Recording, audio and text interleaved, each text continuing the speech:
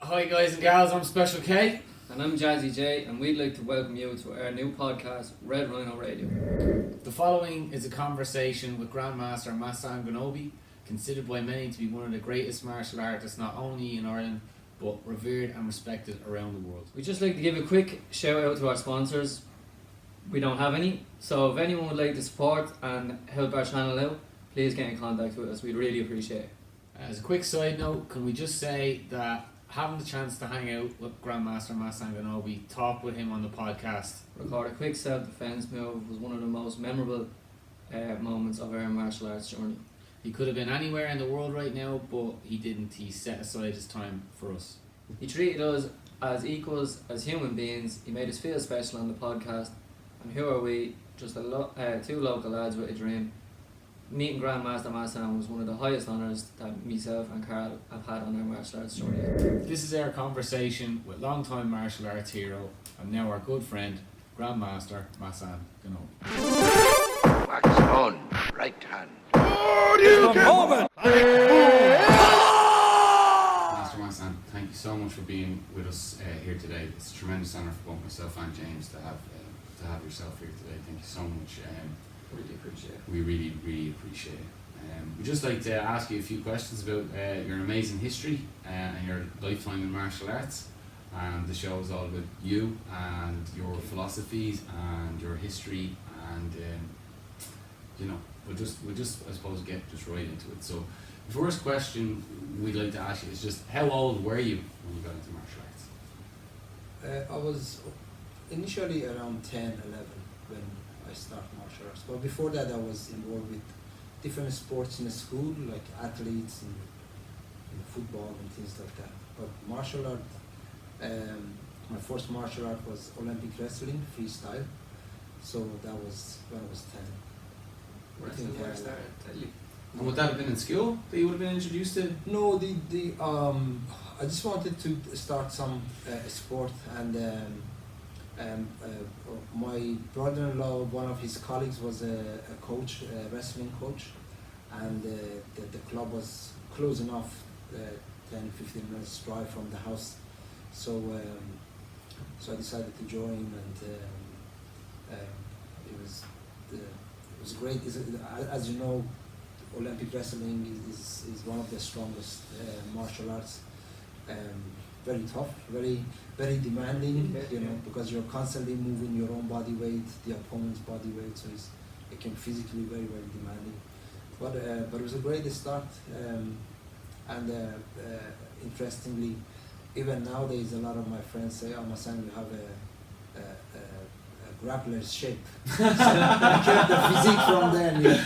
Yeah. Yeah, it kind of can't always stay naturally where you are. Like, Exactly, like that first year and a half of wrestling. So Yeah, it just stuck with you from there. It became like your muscle memory. Great, that's wow. Not many people would have known that. Thanks for sharing that. I didn't know that. The next one, who introduced you really to martial arts, and what kept you interested about it? yeah, very good question. Initially, like I remember years ago, I can't even remember what age I was, but I would be between 5 to 8, something like this. And it was the first ever martial art movie was on cinemas in Iran, and it was called Deadly Claws or Deadly Fist, something like this, So obviously I was too young for that reason. I think my father, my brother, my brother-in-law, and my uncle who went to see the movie, they didn't take me because of some of the violence that I wouldn't be getting. Yeah. They didn't want you exposed to it. But my brother, when they came back, my brother was really excited. He said, "Oh, my son, you want to see this movie? It was great. This guy put his hand in somebody's stomach and took out his guts." I was looking at him, what is he talking about? So that was like the very initial, and then immediately after that movie, that would be a few years before even Bruce Lee's era. So but immediately after that, I remember my brother made a nunchakus himself, with a 2-piece of stick and a kind of Made his own chain. nunchucks. He made his own nunchucks, and I remember he messing around with it, and I picked it up a few times, and I hit myself in the knee, the hip bone, the back of my head a few times. Everything that could have went on. And people think it's bad hitting yourself with the nunchucks in the head, but if you hit yourself in the knee and the hip bone, you know what pain is. Yeah. Like the elbow is nothing comparison. Yeah. No, that'll heal quicker. Yes. So that was the initial, but later, or when I was obviously I was a quiet child. You know, I was shy, quiet. I was the middle. We were three brothers, three older brothers, sisters as well. But between three brothers, I was the middle one. And normally the middle one is more. The middle child is more mellow and more soft. Relaxed. Yeah. Oh, I don't want to say softer. Obviously not. Definitely not. So, like even to extend, now we are going back a few years before I go to the wrestling club, but at that time, like say around when I was 5, 6, 7 years old, even if the other boys, if they were wrestling on the green in the state, I wouldn't participate. I was too shy. To participate, you know. But just getting a little bit older, I think it was around that 5, 6 years old, 5, 6 years old, maybe 7 years old. My mother used to give me a kind of a little note of the shopping she wanted me to do, and I would have the note in my hand and had a shopping bag, and I would go to shop. And there was this bully living right beside the shop, and he was older than the rest of the boys in the state, but he was bullying everybody, but obviously including myself, you know. So a few times he would say, "Where is your note?" And I said, "There." He said, "So what would you be buying?" I just literally outside the shop, you know, the next door. He was living there next door, and I would take the note and read it. I had to go back home. Again, it wasn't a long walk, but it was. It was the point of it. A couple of times he would get the bag after, catch us coming back from shopping, get the bag and empty it on the ground or whatever. But anyway, that kind of bullying went on with that guy for a while. And one time I was coming back from the shop, and I had my bag, and in the state, we're talking about maybe 40 or more, over 45 years ago. So they were only putting tarmac on the ground in our state, and it was like around the lunchtime, and the guys doing the tarmac, they were on the trucks sitting down having their lunch over the other side of the road, and I was walking with my shopping bag, and I see this guy, the bully, approaching me, and he had a kind of a smaller cousin or something with him as well. So I look at the guys on the trucks, and I said to myself, I thought to myself that if anything going to happen, those guys going to come and help me, whatever. So I'm going to stand up to this bully this time, you know. So when your man came over, I just hold the shopping behind my back and said, and he asked me to give him the bag. I said, no, I'm not giving it to you.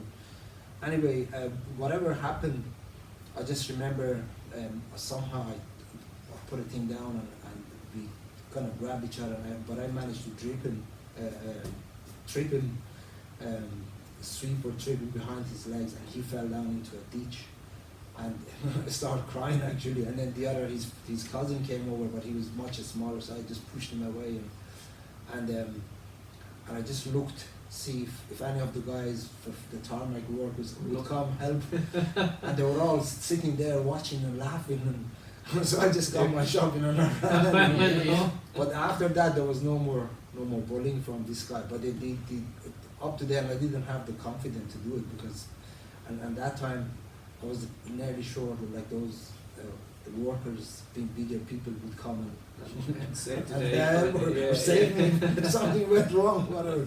But anyway, after that, the bullying was finished, so it was, your man never bullied me again. Yeah, there was no need for it anymore. But it was I grew up born in kind of, it was a rough enough, still known, even nowadays, it's still known as a kind of like a fighting tribe, kind of an area. Yeah. So we would grow up, you see a lot of fights, and we would see a lot of unfair fights, 2-on-1 or whatever, you know. So it was definitely the motivation was learning to defend myself and defend my loved ones, and being able, if anything like that happened, be able to defend and protect myself.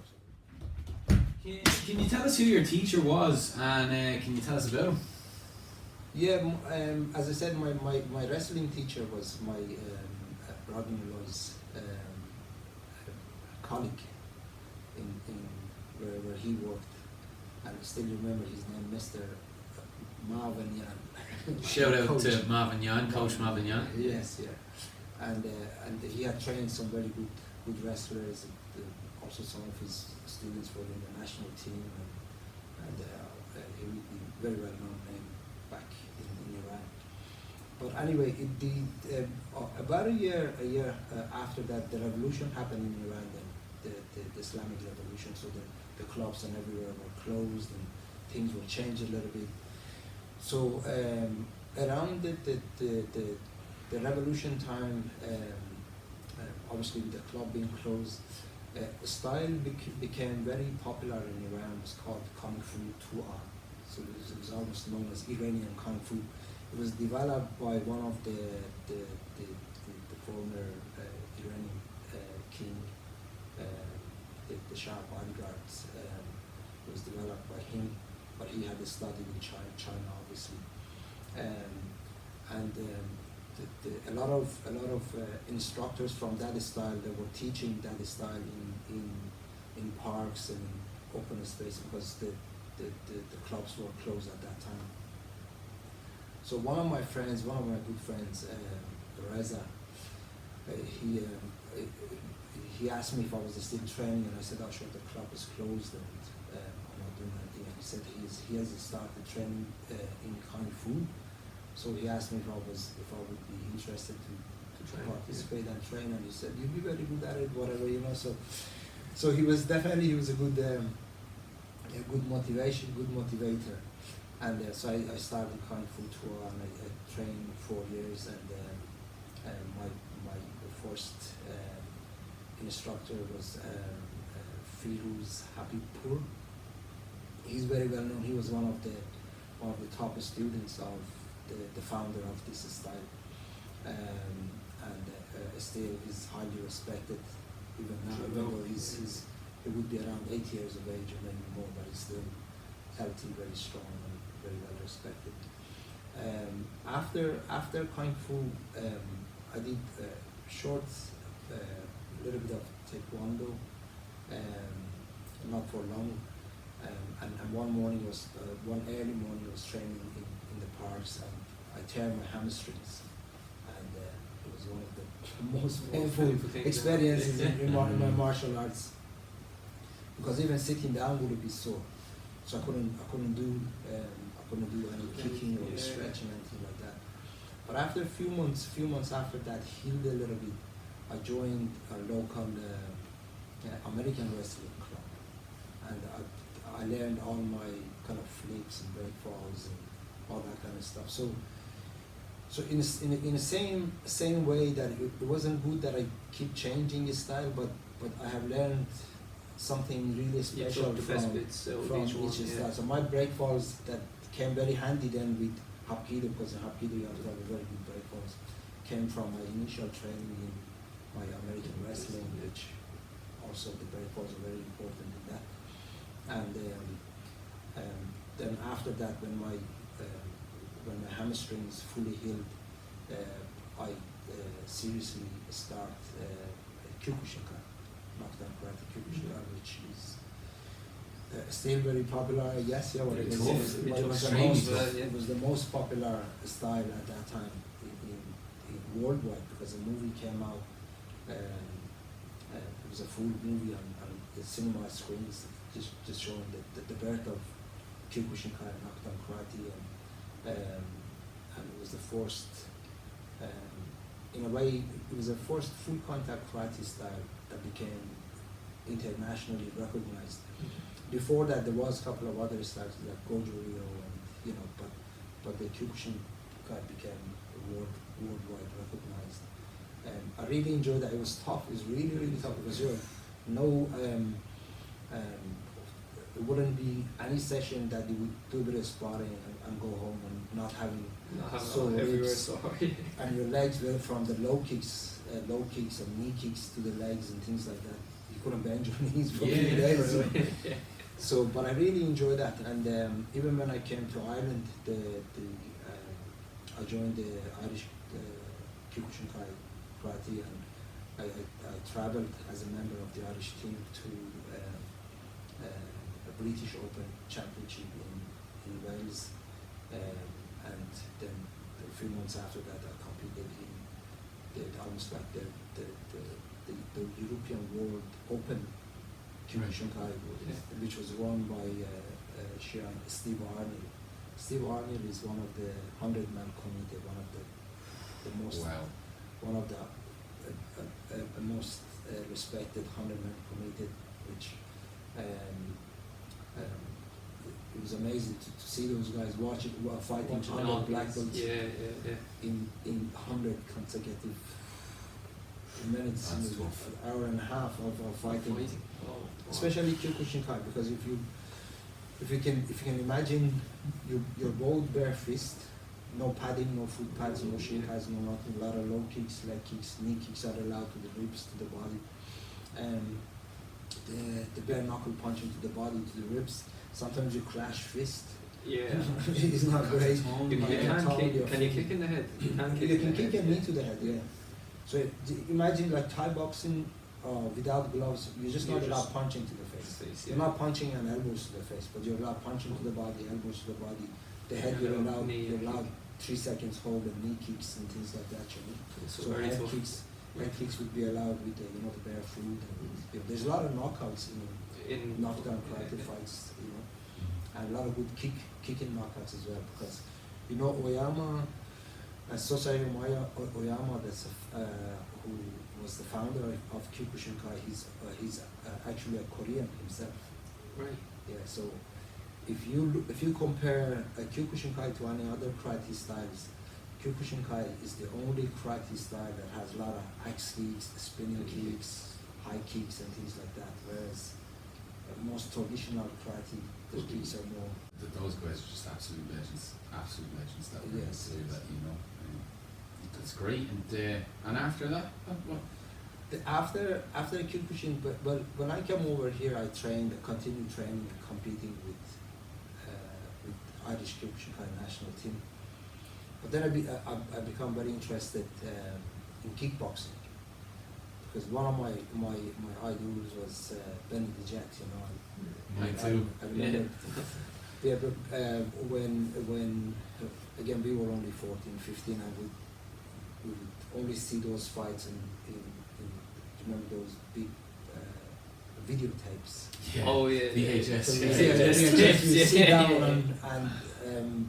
and if somebody had a videotape of international fights, because after the revolution in Iran was under sanction and it had lost contact with the outside world. So anything like that was coming in was great.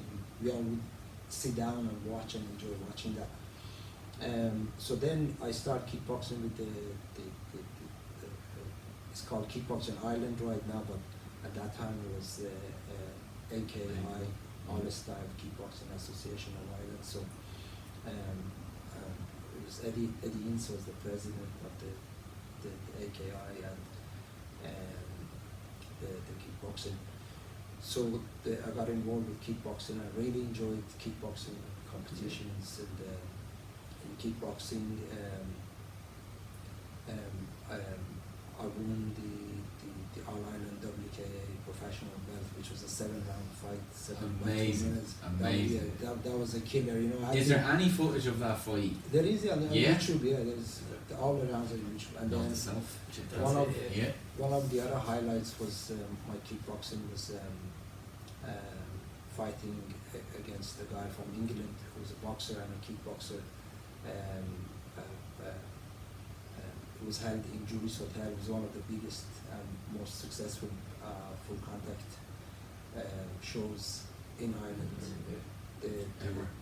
Yes, there was almost 1,000 people at it, or over 1,000 people at in Julius Hotel. And it was probably the most successful. It was a dress code, and there was it was covered by Eurosport and professional cameras. Again, that fight is on YouTube. It's great. So professional commentators and things like so. We're talking about 20 years ago. Like none of these things. Way ahead of time. So then with kickboxing, I still really enjoy kickboxing. You know, I have my own style of kickboxing, which blended of the sport kickboxing with martial art tradition and philosophies and mindfulness and meditation and things like that.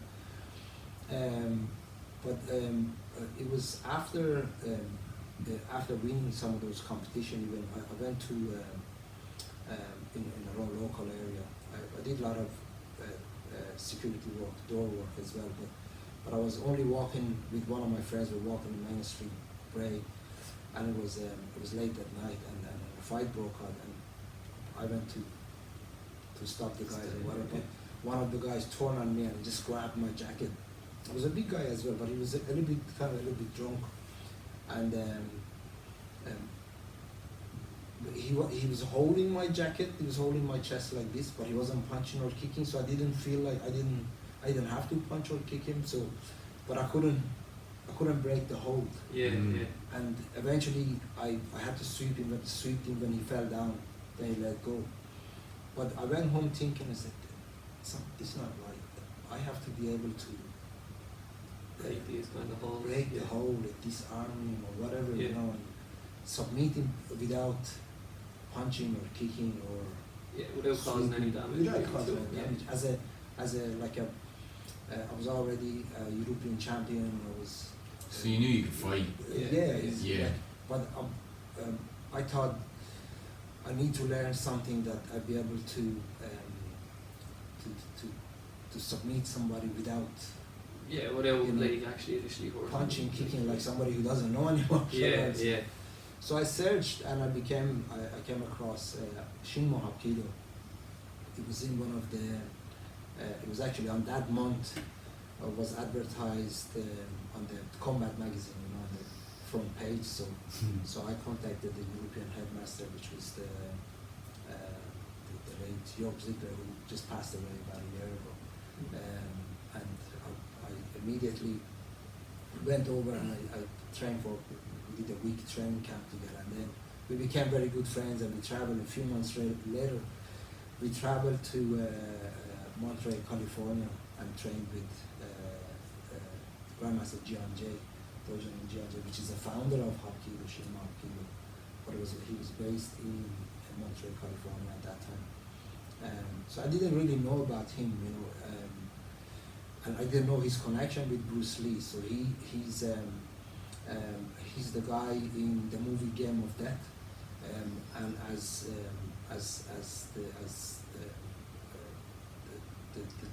the respect of the highest master, he's fighting Bruce Lee on the second last floor before Bruce Lee fights Karim Abdul-Jabbar. So also you see the uniform I'm wearing. This is the uniform. This kind of the uniform. Bruce Lee wanted my teacher Jian Jay to wear to fight him, just to kind of mark him as the highest master of martial arts, wearing a gold belt. And just recently, a few years ago, he decided to. He has a handful of students like myself that we are training with him over 20 years. So he gave us permission and a present of wearing this uniform in special occasions.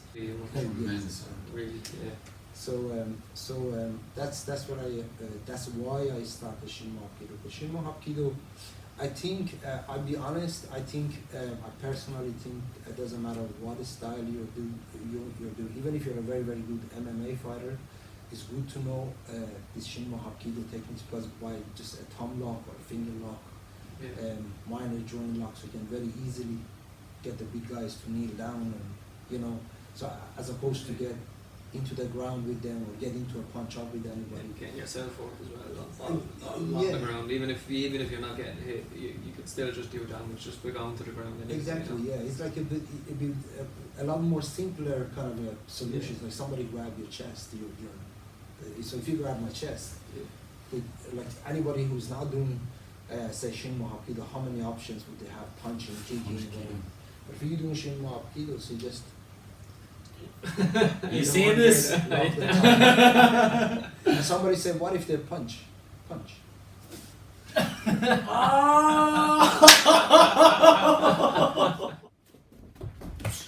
Wow. Just put a bit of more pressure. And even if you wanted to, you'd be going down anyway. Yeah. It's Yeah, but because in UFC minor joints are another lot. Yeah. Okay. And obviously there's a logic into it, because if somebody in the middle of the UFC broke the other person's finger, then Yeah, it's gonna be annoying the whole Yeah, that's a time. sport. It's not a practical everyday. Yes. You know. Yeah. so for a sport reason they've left out like the. But in Shinmo Hapkido there is a pure self-defense style. Yeah. Is you go from master joint lock techniques like finger locks and thumb locks and things like that to a proper way to headbutt somebody. So it just goes. It goes that far. It goes that far too. Yeah. So it's as I said, it's solely a self-defense style. So it doesn't follow any rules as such, It's the best way of doing things. It's just a pure self-defense, which in a way, say it would be very practical for women. Very practical for when you get older, you may not be able to punch or You haven't Yeah, got yeah. the, kick, as you may not even be athletic. as you used to be. You can always bend somebody's fingers. Yeah. Yeah. Very easily. More people should know about Yeah. this style. Also because I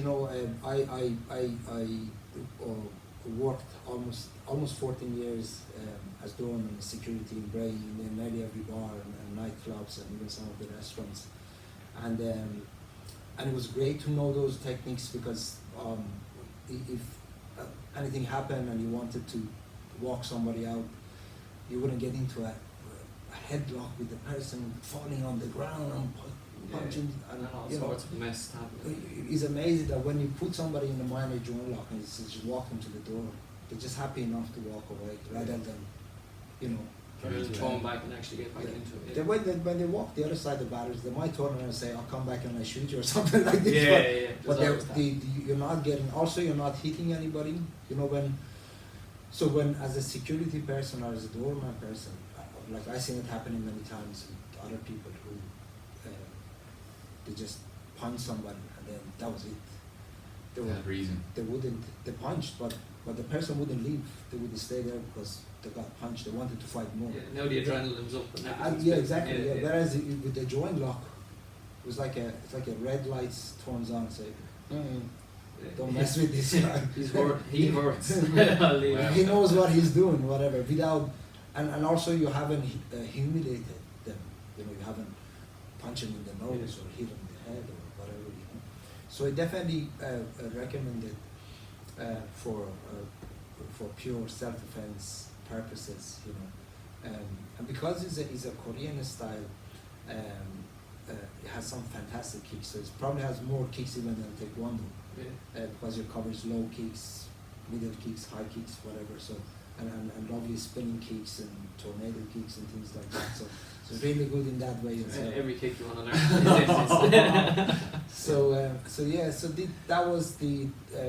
That was my initial motivation, learning self-defense for self-defense purposes, learning Shinmo Hapkido then, which is a more modern type of Hapkido. There's a lot of other styles of Hapkido as well. Hapkido is like karate, there's many styles. So the other ones that would be more tradition, they would have more similarities with Aikido, whereas Shinmo Hapkido, it's more modern and working on more on shortcut kind of techniques. because it was developed by the Korean president's bodyguards. So they wanted very quick, Yeah, that's it. be able to get the guy down or control it or take It's done. the weapon, or Yeah, it's done within seconds. rather than doing any artistic movements or movement. It doesn't even have that many footwork, confusing footwork, Yeah, and doesn't have katas and things like that. So it's pure. pure practical. Yeah. It's good. It's gonna work. Like It's like for your yellow belts, you're learning how to deal with grab here, grab here, grab here, grab here, grab here. Then orange belt, you learn how to grab with this kind of grab, that kind of grab, that kind of grab, that kind of grab. Yeah. Then in green belt, you learn what if somebody grab you by the side or by the belt or whatever. How would you do it? How would you do this? Yeah. Do the appropriate techniques to different situations. Then when you move on to your blue belt, is what if somebody grab you from behind? In red belt, you learn punch defenses, kick defenses. In brown belt, you learn a lot of kind of sit down techniques or lie down techniques and some knife defenses. So it's all about defense. That's another thing about Shinmo Hapkido is like it's all about defense. It's like the person have to come and grab you before you can actually do apply anything. your technique. Yeah. And very interestingly, you don't learn any attacking technique until you're 4th degree black. In 4th degree black belt, you learn your attacking techniques, and the reason is the emphasis on defense. Yeah. Shinmo Hapkido, but the defense goes obviously defense against kicks is against karate people or taekwondo people. Defense against punch is more be able to protect yourself against a good boxer. Then there's defense against judo throws and things like that, few choke defenses and things like that. So there's a good variety that way as well. All around, yeah. Taking apart most of it, yeah. Yes, yeah. No, so legendary man for many reasons then. My teacher. Teacher. Yes. Yes. Yeah, we've seen some pictures and stuff on Facebook, and I would have known him from the movie. That's incredible. What's he like personally? Can we ask? He's a nice guy. Yeah. Unless you get inside, until you get inside the ropes, or I should say, until you grab him. Yeah. It's very interesting. He came to Ireland. I can't remember what year it was, but he did one of the techniques to one of my students, and the way is some kind of a thumb lock, but there's a difference. It's like a body grab like this, and they grab the thumb from under. Almost 2 years later, I went to actually demonstrate that technique to the class with the same student, and I asked him to grab my belt with his left hand, and I said, could I do it with my right hand? And I said, yeah, why? What's wrong with your left hand? I said, do you remember? He said, do you remember 2 years ago? Your teacher did that technique. His thumb was still sore after 2 years. That's crazy to Very think about. impressive. Very impressive. And the good thing is it's like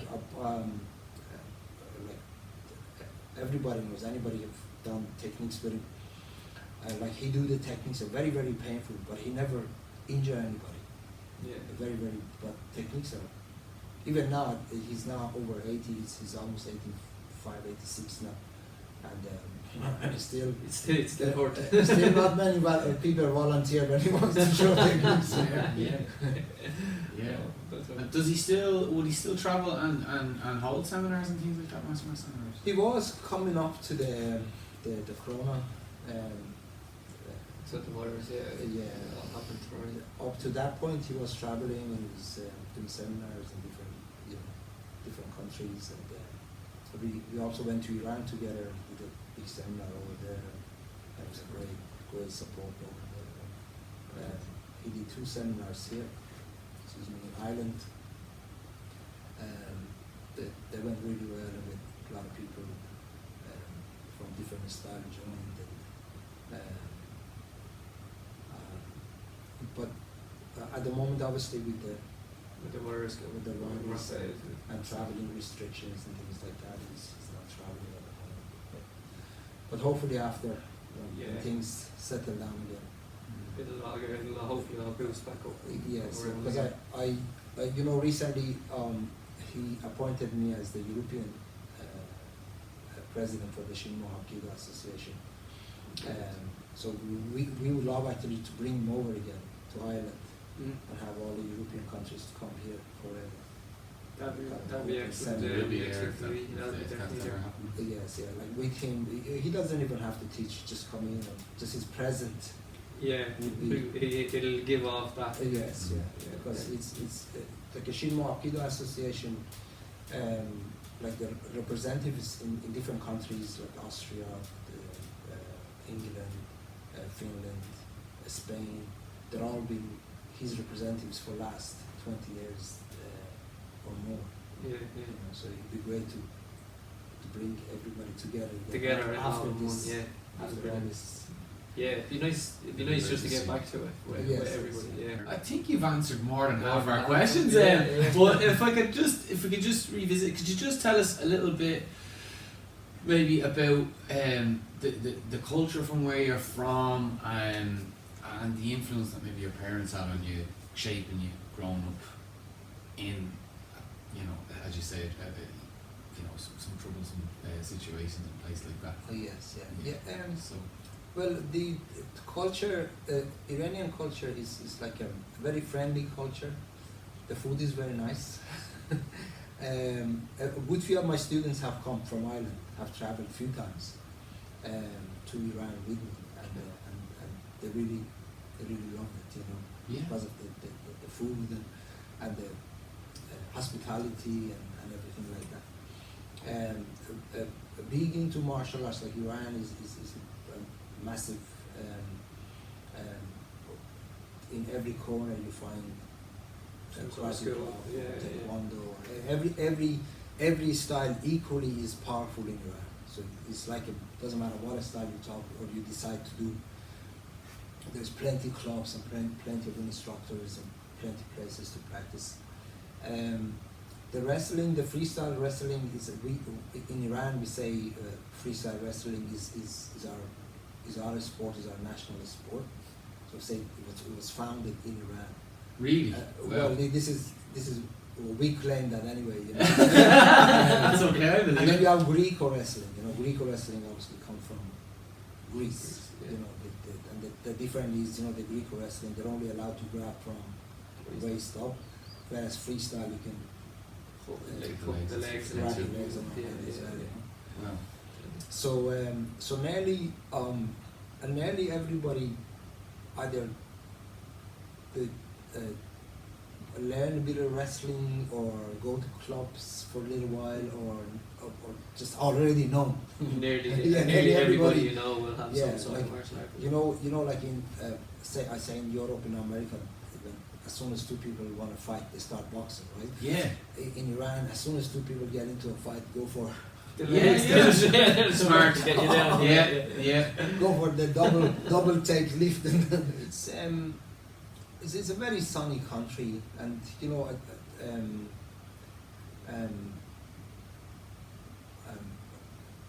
people spend a lot of time outside, you know, because of the heat pure and everything, yeah, and yeah. the bright, long days and things like that, you know.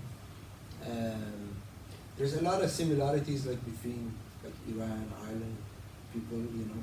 In the north of Iran, majority of people are kind of it sounds strange, but in the north side of Iran, the majority of people are blonde hair and green Green blue eyes, eyes. Yeah. yeah. Even my older brother had a green eyes, and my uncle. Yeah. The two of my uncles, one of them was green eyes, one of them was blue eyes. You know, so and so it's very mixed like this. You know, because of a lot of history. You know, Iran would be one of the first ancient, Yes. you know, civilizations. You know. Yes. Yeah. And the first, I think it was the first superpower in the whole world. Yeah. Then Alexander the Great then took over, and you know, but they're very ancient, like a lot of mountains. I love to bring my students and my friends like yourself over there at some stage. I hope sometimes in the future there'll be some kind of seminar or competition or whatever that I can invite all my friends to come and just to show the culture, to show the country, the history, the mountains. I mentioned mountains with one of my former students. He unfortunately passed away a few years ago. James O'Brien. We went to Iran, and a couple of my friends were taking us from Tehran to the north side. And we drive by this kind of a mountain. And Jimmy looked and said, and he said to me, "Wow, Massan, look at that mountain." And my friends who were driving in the front, they couldn't speak English, so they asked me, "Massan, what did he say?" I said, so I explained. He said, "Wow, what a mountain." And they started laughing. And then Jimmy asked me, "Massan, what are they laughing at?" I throw the question back at them. I said, "Guys, Jimmy's asking me why you guys are laughing at." And they said, "Tell him that's not a mountain. That's a hill. It's not a mountain. We show you mountains in a few minutes." And then we got into the mountains, and you're just like, they're humongous, like compared to what it was. You see proper mountains. Yeah. So it's and then obviously there's good clubs and good training and a lot of the Olympic champions and good fighters, and Sounds like an amazing place. So there was a Hapkido championship one time. I bring 3 of my students over there, so that we did the competition in Iran one time as well, and they all did very well, and they were delighted to see the whole thing over there, And it's obviously a big population, so nearly 90 million people in Iran. So.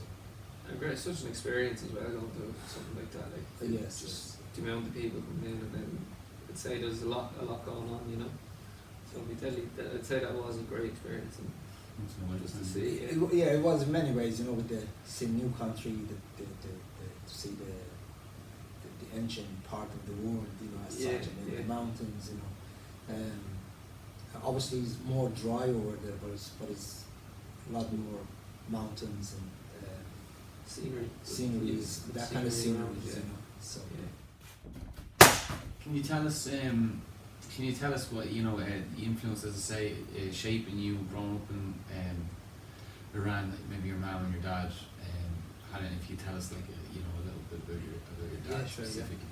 My mother was very supportive of my martial arts, which is normally would be opposite, isn't it? It's like if the fathers would be, you should do something tough, And my father was a gentle soul, and a man of many talents, He's, I remember as a child kind of going around with him. He would do some gardening. Then he was anybody. If there was big celebrations, they would always invite my father as a head chef, and then his main job was painting decorator. Eventually he was doing it as a hobby, but then he ended up working in an insurance company, whatever, So he was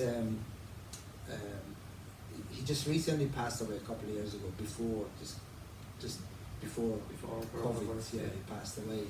He was at a great age. He was 95, heading for 96, and even then, he was still be able to kind of walk and do his own things. And he still liked to get his own things done. He was very proud, and we would ask him, what do you need, or what would you like? We get it for us. No, I do it myself. And we'd go to the kitchen and make himself a cup of tea and come back. And just the last year, he started using walking sticks, but even up to then, he was still going to do his own thing. He would do his own thing, and it would be insulted if you handed him walking stick. So like from my father, I learned love life and learn as much as you can, and kind of be good at things, and focus on more positives. Yeah, and he was very helpful as well. Anytime I see him, he was always helping others, and doesn't matter whether it be by advice or sharing his food or whatever. Any way he could help. He came originally. He came from a kind of a farmer's village, and his village is absolutely a beautiful village. Nowadays when I go to Iran, I spend most of my days there. It's just surrounded by massive mountains, a lot of green gardens there, which you don't see in a lot of sites in Iran as such.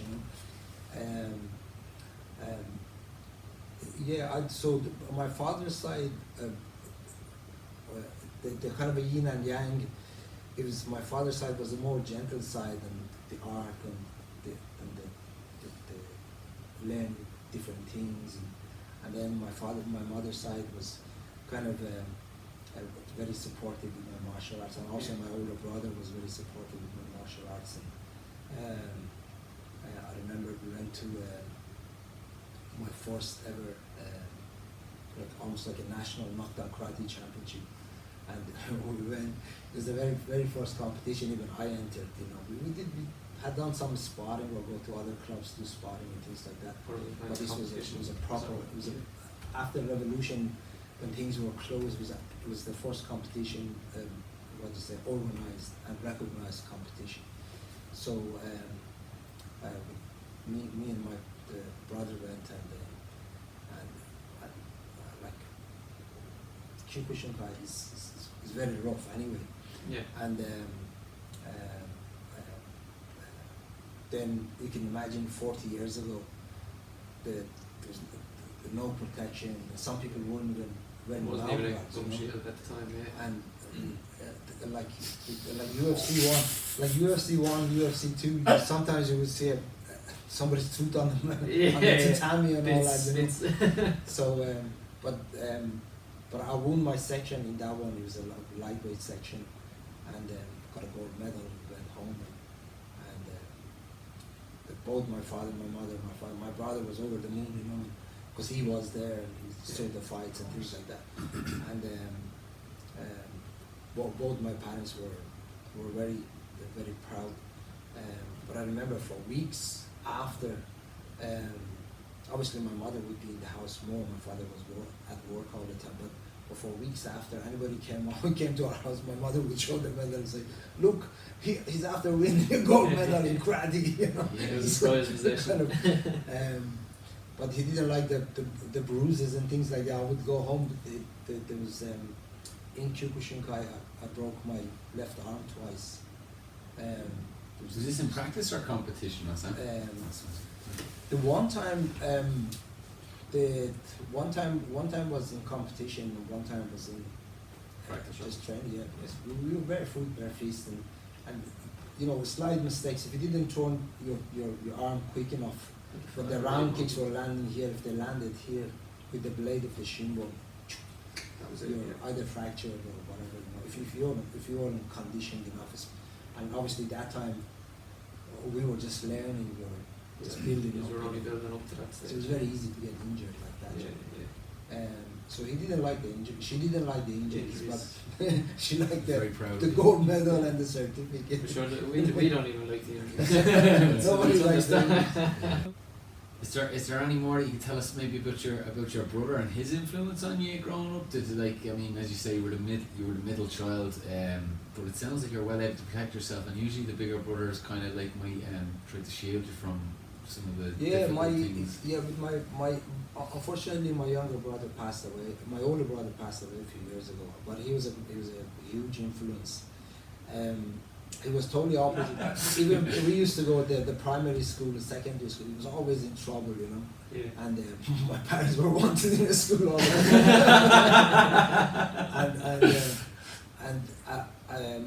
As I said, it was totally opposite to me. As much as I was shy, he would be in fights every day, and but unfortunately he didn't channel it, into a sport, so he was a great influence, and very true. Before in primary school, especially in primary school, before I get into the martial art properly, if there was any time there was a fight or there was I remember there was one occasion, myself and a couple of my friends were walking in different estates, and a few guys jumped on us, you know. So I went home and he said, what happened? I said, I don't know, nothing, just a few guys jumped on us. I said, no, this cannot happen. So he said, tell your friend that was with you, come here tomorrow at 12 o'clock, whatever. So he came at 12 o'clock the next day, and my brother had gone, had called a few of his friends to come. And so we all got into the car and we went to that estate. So when we arrived, the couple of guys who jumped on us, with another 2-3 guys, they were sitting on a kind of like a steps outside the shop. Yeah. It's like very common, you know, over there. As I said, with the bright days and there's all these people Everywhere. gathering around, and hanging around everywhere, you know. So we got out of the car, parked the car, we walked on the pathway to the steps to them, and as soon as they saw us, the 2 guys that were fighting us, they told the other ones, so they all kind of got up and stand up, and one of my brother was bad enough, he was a troublemaker, you know, but he had a friend with him, he was worse. So when we got there, they just got up, they knew it was going to be trouble. Yeah. Okay. So it was like about 5-6 of them, and it was 5-6 of us. And when we got close enough, my brother's friend, he said, which one was it? I said, him. So he just turned around and punched the guy, and a fight broke out. And with us being in their estate, within a few minutes, Everyone was everywhere. Yeah. guys come from everywhere, and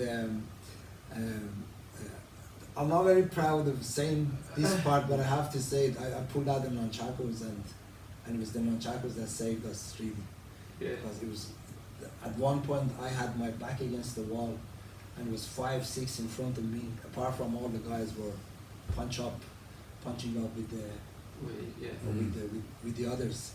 So and I was swinging the nunchaku, and these guys were looking at me, but none of them were. They were just like wolves. It was a semi-circle in front of me, but none of them were coming forward. Eventually, one of them put his head down and kind of yelled and ran towards me. And I hit him the back of the head, and he just went flat. And then I looked up. Those 4 or 5 guys, they weren't there anymore. Yeah.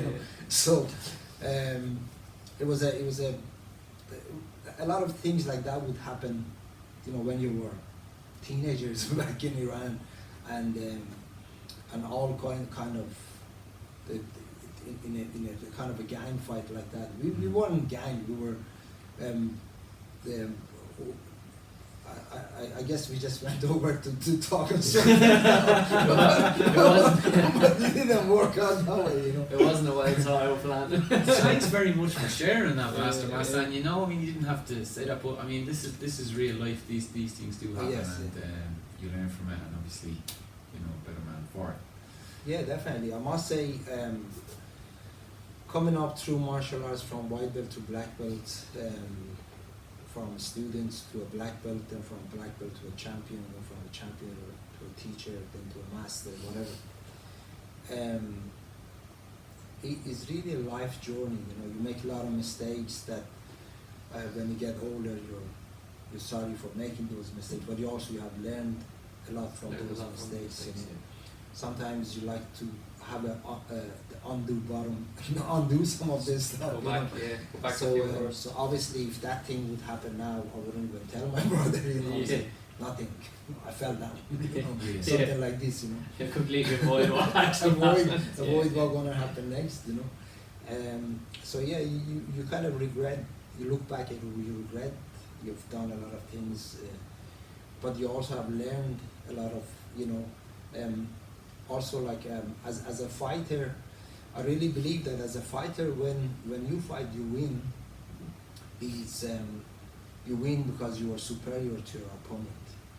So you will learn nothing when you win. But No, when you when you lose, lose, that you means he had something, your opponent knew something, or you could do something that you either you couldn't do or you didn't know. So now you have learned something. You've another goal in mind. You're taking that little step up. One step up, and you're now more experienced, more skilled. So and I think it's very same in life in general. We make mistakes as you know, especially when we're younger, and then slowly we learn. And a good person, I think, to apologize. You know, as I said, I would love to see some of the people that have made some mistake. I say I'm really sorry. I was young. I had a big head, and I was naive, and I was stupid. Whatever, I made that mistake. Sorry for hurting you or hurting your feelings or whatever. So become a lot wiser then. So making mistakes, but the mistakes we become wiser and better through the years. Become a better person. Yeah, it's like they say there's an Iranian poem. It's really nice. It says it said a piece of coal and a piece of diamond. They were talking to each other in the cave, and the coal said to the diamond, he said, "How come?" The coal asked the diamond. He said, "How come they come and take you out and very carefully they decorate you and they put them on their neck, but they come and whack me and then they bring me home and put me into the fire?" And the diamond replies saying that, he said, "Look," he said, "one day I used to be like you as well. I would be only good for throwing me in the fire, but I went through, I experienced so much hardship. They go and they do so much work that the hearts or whatever that diamonds are produced in pressure.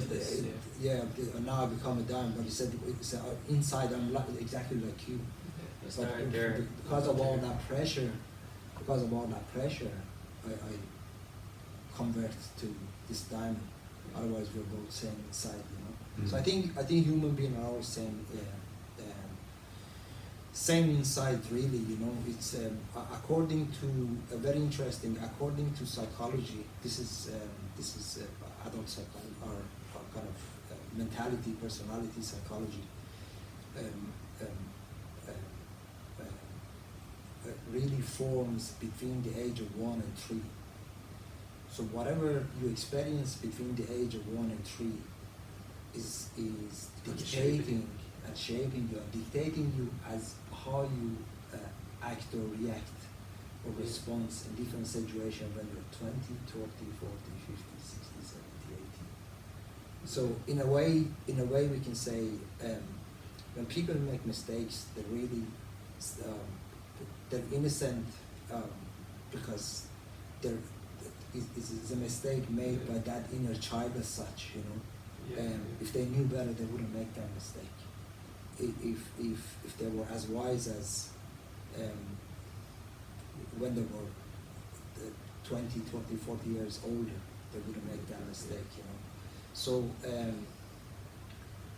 as long as the person acknowledge their mistake, learn from their mistakes, and move on, and accept their mistakes, accept their responsibility. They're not running away from it. Not running away, and not running away, and not to be proud of it.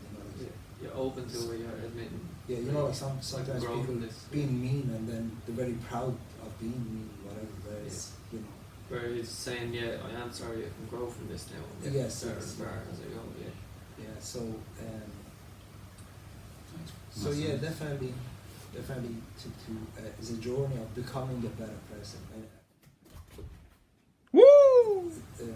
Just one thing I like to say is that people might look at my Facebook and my Instagram and say, "Oh, this guy has it all. He's whatever, and he's done it all and he's achieved all whatever." But in the background, I've gone through a lot of setbacks as well, including.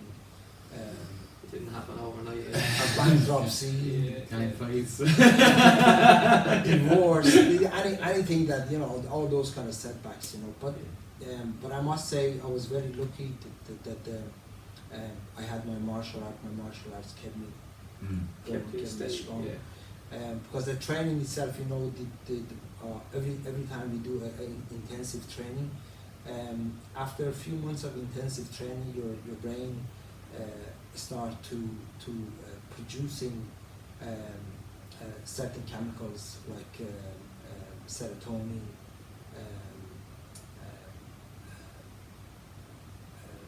There's another two that one of them is also called a happy drug, which is actually produced by so you don't fall into depression or you don't fall.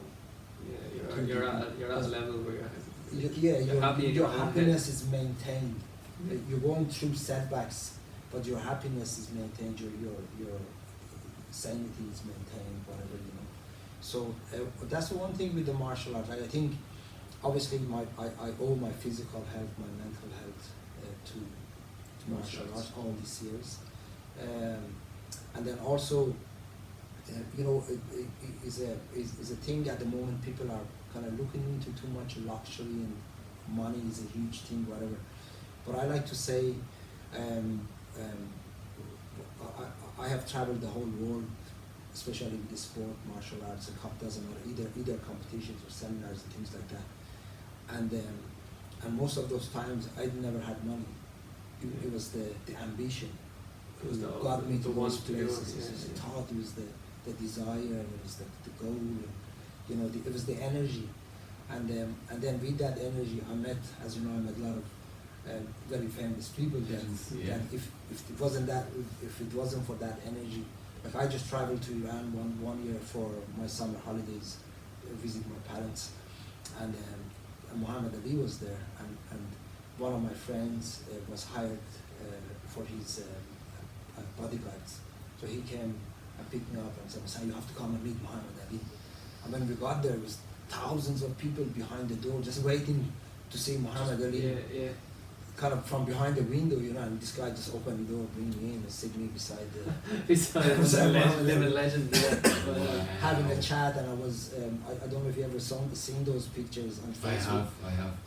Those times there was no mobile, so I took my photo album with me, and he was an amazing guy, as everybody knows, you know. It was a very interesting experience because he was sitting down, and myself and my friend walked in, and when we stand beside the table, my friend said, Muhammad Ali, this is Massan Ghorbani, my friend, he's a world kickboxing champion. And Muhammad Ali was, you know, he's a very funny guy. Even at that time, he was suffering from the Parkinson's, yeah. So he pushed his chair back and he stand up and put his guard up to me. And I smiled and he smiled. He just tapped me on the shoulder and he pulled the chair and said, "Sit down." You know, so we sat down and I said, "You know, I love martial art." I showed him my pictures and he asked me where I live. And on one of the pictures, he said, I actually had a picture of Muhammad Ali and I think it was. I think it's called. I can't remember his name, but it was a Korean. President of Taekwondo Association. He passed away a few years ago. I think it was General Choi. I'm not sure of his surname, but he was doing a kick in front of Muhammad Ali, and Muhammad Ali was standing with the Taekwondo uniform. So I showed him that picture. He said, "Oh, where did you get that picture?" But you would see that picture in martial art magazines and things. Yeah. And that was one picture, and then. One of the other pictures, he was amazed with my that scissor It's an skill. incredible picture. Timeless. He said, "Is that you?" I said, "Yes." Really? He gave me a double thumbs up from that. He was amazed with that picture, you know. So yeah, so like meeting Muhammad Ali, and then same here when Mike Tyson came here, one of my other friends was involved with that event.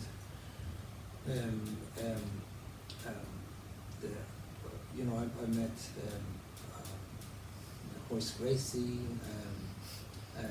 here again, Colin Gracie, not Hickson, but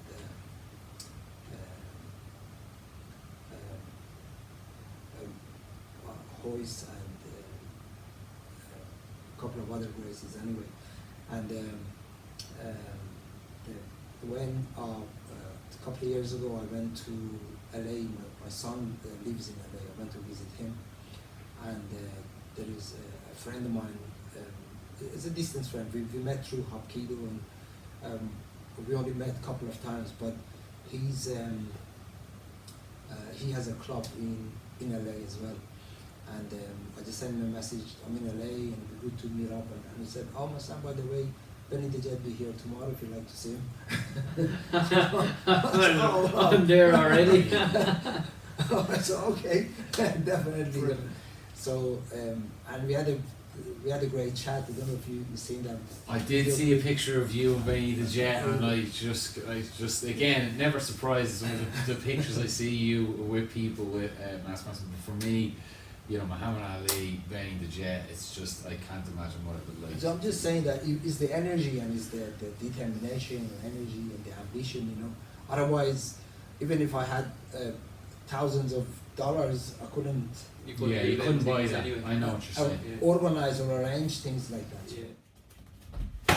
So, like, as you know, martial arts is a journey and everything. What would you say to someone who's, like, you know, young and he's just about to start, and like, what advice would you give them in that thought? Yeah, my advice would be to kind of maybe look at a couple of the styles and then stick at one. Also stick with the same instructor, same school, same instructors, same club. So that's one of the important characters in martial arts. Loyalty is to be loyal to the instructors, to the club, and things like that. Then obviously find a good instructor, somebody who's Do your research, kind of. exactly, yeah, do a research and train with somebody who kind of, they say likes.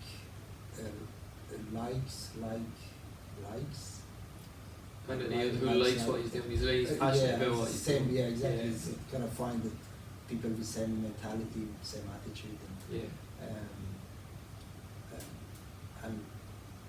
and then kind of like a martial art should be is a good style, is a better way of life. Yeah. You know? I know a lot of people start, then stop, and then maybe they come back and start again. But it definitely, I owe all my, as I said, my physical health, my mental health. And you guys seeing me, I'm still doing spinning kicks and doing flying kicks and things like that. I watch Which are still better than guys a quarter of your age, Master Massan. So it is all owed to consistent, regular training. So a lot of people look up to you and like go to you for advice. Like even myself and Carl, like, we're getting advice and guidance here. Given these times, could you share some of the wisdom and that might help anyone struggling who's listening right now? Obviously, we are going through strange times at the moment. People have different difficulties, different challenges at the moment. And I'm experiencing some of those challenges myself. With club being closed for maybe 2 years and things like that. Yeah, just even some people starting back in martial arts, teaching again. It's for some it can be actually overwhelming because you haven't taught in 2 years and then suddenly all your students come back, and even more now that most people actually want to get into it and get physical exercise. Yes. The ultimate positive message for anybody in any situation is that just to know that the highest level of wisdom is acceptance. To accept. They say the most of the human race problem comes from because they're asking the things they wanted to happen didn't happen, and the things they didn't want it to happen. Is a struggle between these two all the time. Whereas if you settle, if you accept acceptance, if you accept what it is, you're at your total balance. And tomorrow things can change to better, next day can even get better. So acceptance at any situation, with any situation, if we can just remember this word, acceptance of, we all know things change, things Sometimes they're very good, sometimes not so good, sometimes very bad, sometimes get better, sometimes get really good again. It's a roller coaster. Yeah, like the life is a roller coaster, you know. But if you take it all as a challenge as opposed to difficulty, you take those situations as a challenge and remember acceptance. So accept the good times, accept the challenging times, and remember it will all pass and just keep changing.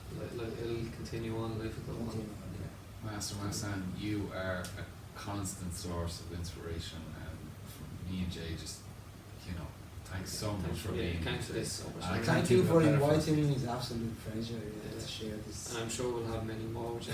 Thank you. So everybody watching at home, a living legend, Grand Master Massan Ghorbani. Thank you very much, sir.